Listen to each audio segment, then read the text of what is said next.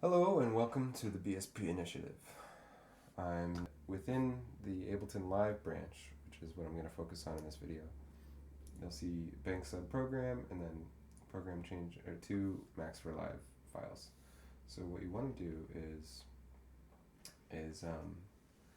move the containing folder up here somewhere that makes sense, probably in your live library, and then drag the master onto your master track, ideally. I already put it there. And then, And then the for each needs to go on each track that you want to listen to program changes. So I've already done that here, but I'm just going to actually ignore these two. I'm going to start fresh. I'm going to show you what it looks like to do multi-track stuff. So I have already created a group. Okay, so what you can do is have a bunch of empty tracks just with the program changer for each. So as long as each one of them has that and it's turned on, and then there's one on your master track, the master, then you should be all set and ready to go. So right now, this Ableton file would load up pretty quickly because there's actually no instruments. It's just this Max for Live device, which is pretty small. So, and what this does is it mirrors the master, which is looking specifically at this folder located in the same path. So don't move the location of this folder or of these files. They all need to stay in the same spot for it to work seamlessly.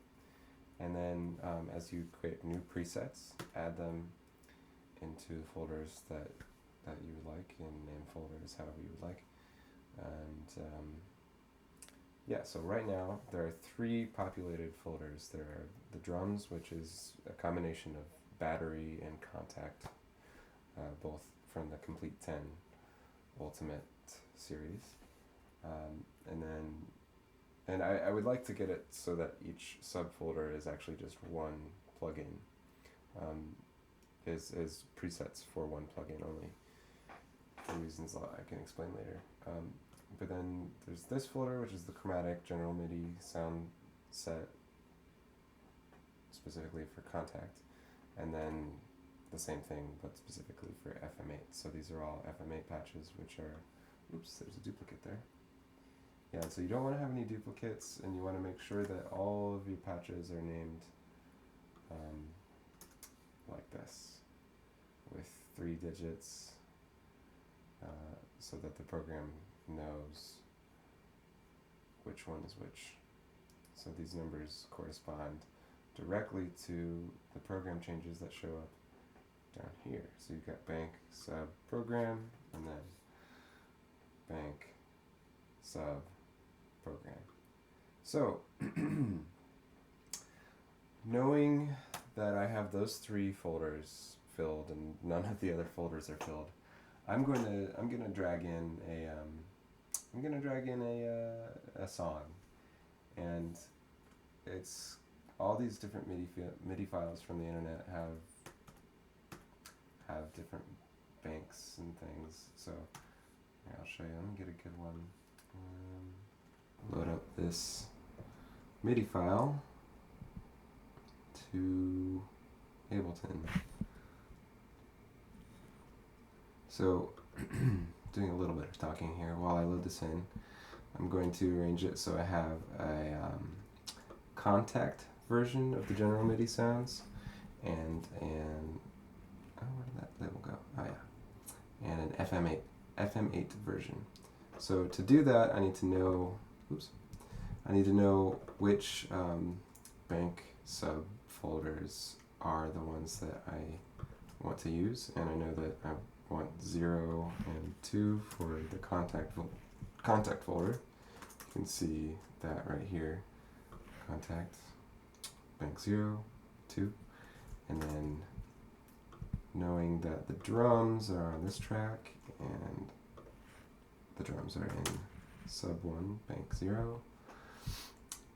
Then the FM8, I will change bank 0 and sub 3. So,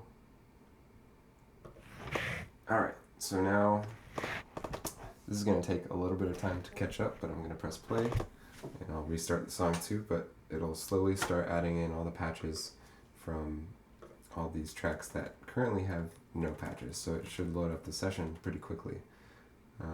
So pressing play.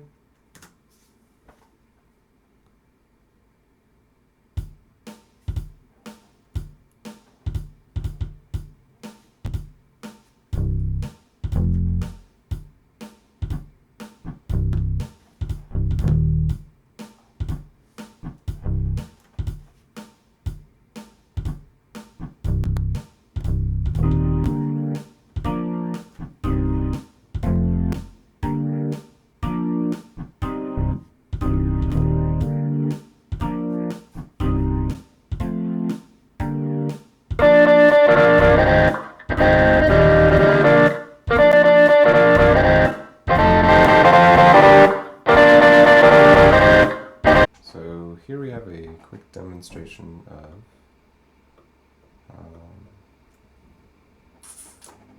the ending segment of this rat-a-tat song.